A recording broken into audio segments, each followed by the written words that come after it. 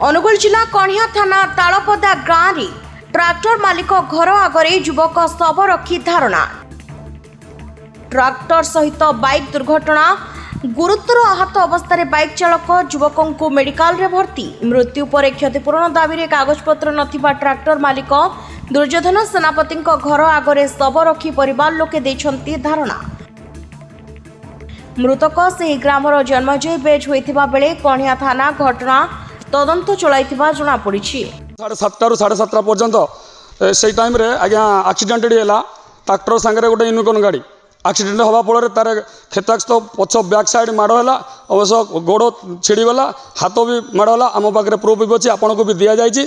तेणुक एटा आपण मध्यम कही रखलु जे आमको न्याय दरकार। तेणुक घरे एकमात्र पुत्र जेहेतु रोजगारिया पुओ थिला बाकी 4 भाई थे से किसी दायित्व नियंती ना। तेणुक आम दुखित एपाई जे से घर चलाऊे। तेणुक न्याय केमी मिल आपण मध्यम आम कही रखिलु।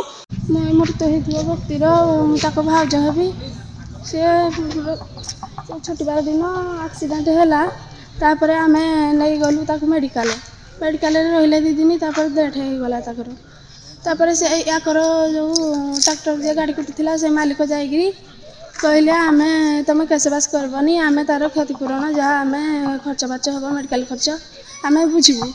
तापर से कहले केसबास करबनी से घर को आसिले तापर तो डेथ होगला।